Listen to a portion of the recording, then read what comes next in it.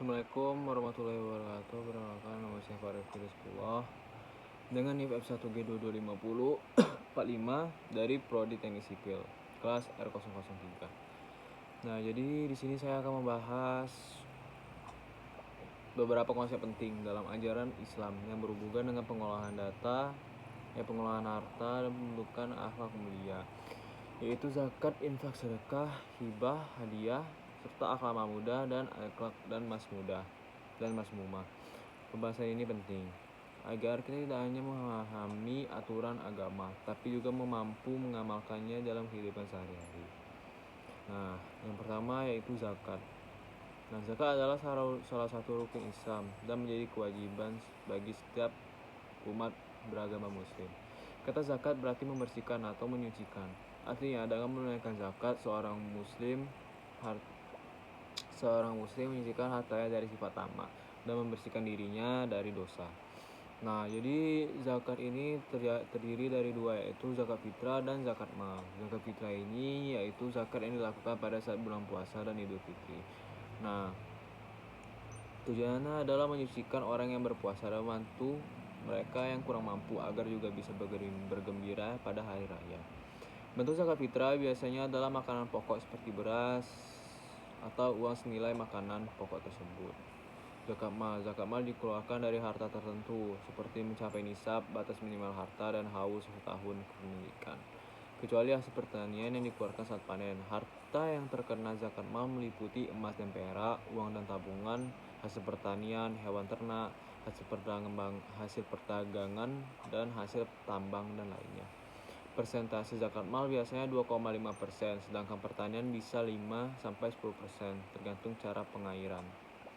Tujuan zakat tidak hanya memiliki fungsi ibadah, tapi juga sosial, membantu fakir miskin, mengurangi jurang kesenjangan ekonomi, mendisiplinkan umat untuk selalu bersyukur, menguatkan solidaritas umat.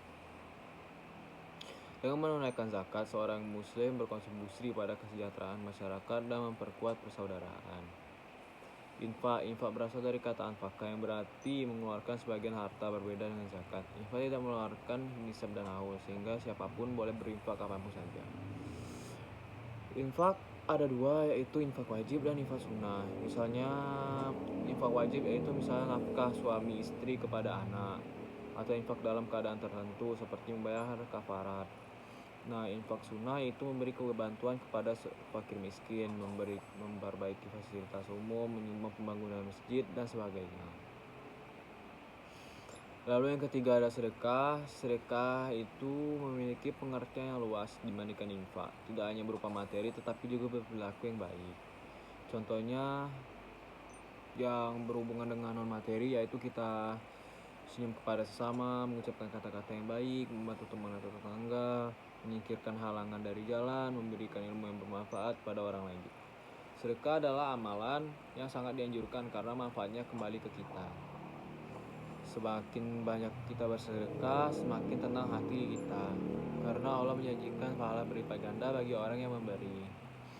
Keempat adalah wakaf. Wakaf adalah menahan harta pokok agar tidak berkurang dan menyerahkan manfaatnya untuk kepentingan umum atau ibadah.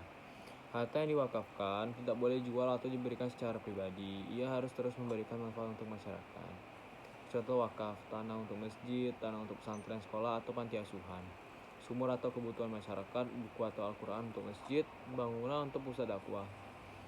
Keistimewaan wakaf adalah sifat berkelanjutannya. Jadi selama manfaatnya masih dirasakan oleh seseorang, apa yang kita bangun, apa yang kita wakafkan tadi, sumber untuk masyarakat, tanah untuk pesantren, tanah untuk masjid, selagi itu masih dimanfaatkan oleh orang-orang, pahalanya pasti akan masih mengalir ke kita.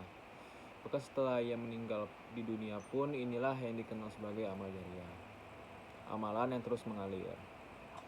Hibah adalah pemberian seseorang kepada orang lain ketika masih hidup, yang dilakukan tanpa paksaan dan tanpa imbalan.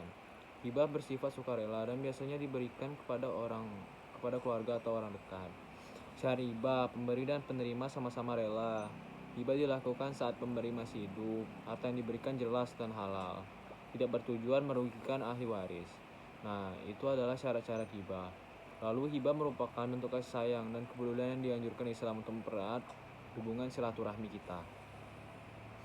Yang keenam adalah hadiah. Hadiah adalah pemberian kepada seorang sebagai bentuk penghargaan, ucapan terima kasih atau bentuk perhatian. Meskipun mirip dengan hibah, hadiah biasanya terkait dengan momen tertentu seperti prestasi atau syukuran. Islam sangat menganjurkan saling memberi hadiah. Nabi Muhammad SAW bersabda, "Tahadu tahabu." Saling memberi hadiahlah kalian, maka kalian akan saling mencintai. Hadiah dapat memperkuat hubungan dan menumbuhkan rasa kasih sayang. Lalu yang ketujuh adalah akhlak mamudah.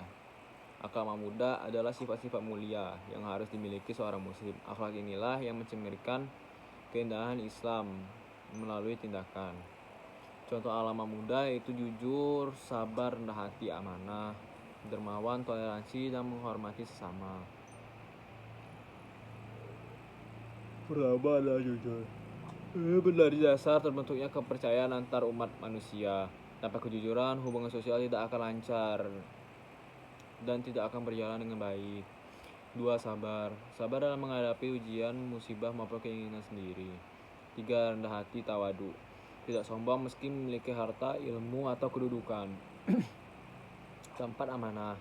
Menjaga kepercayaan baik dalam pekerjaan, jabatan maupun urusan pribadi. Yang kelima, dermawan. Suka berbagi kepada orang lain berupa harta maupun tenaga. Yang keenam, toleransi dan menghormati sesama. Menghargai perbedaan dan menjalin hubungan baik dengan keluarga, teman, serta tetangga. Akhlak mamudah dijadikan seseorang dicintai oleh Allah dan dihormati oleh manusia. Yang ke-8, akhlak masmunah, yaitu akhlak tercela. Kebalikannya, akhlak masmunah adalah sifat buruk yang harus dijauhi, dapat merusak diri sendiri dan lingkungan. Contoh akhlak masmunah yaitu sombong, takabur, iri dengki, marah berlebihan, kikir, fitnah, dan mengumpat, lalu bohong. Sombong merasa diri paling benar atau lebih baik dari orang lain. Yang kedua, iri dengki, tidak senang melihat orang lain mendapat nikmat, bahkan menginginkan nikmat itu hilang darinya. Ketiga, malah berlebihan, tidak mampu mengendalikan emosi kita sehingga merugikan diri sendiri dan orang lain. Yang keempat, kikir, enggan membantu meski mampu dan terlalu mencintai harta.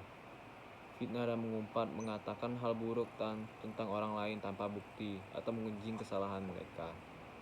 Bohong, sifat yang dapat menghancurkan kepercayaan dan membawa banyak kerusakan. Menghindari akhlak masmunah berarti menjaga diri agar tetap berada di jalan yang diridai Allah. Demikian penjelasan lengkap mengenai zakat, infak, sedekah, wakaf, hibah, serta mahmudah dan masmunah. Semoga penjelasan ini dapat menjadi pengingat bagi kita untuk senantiasa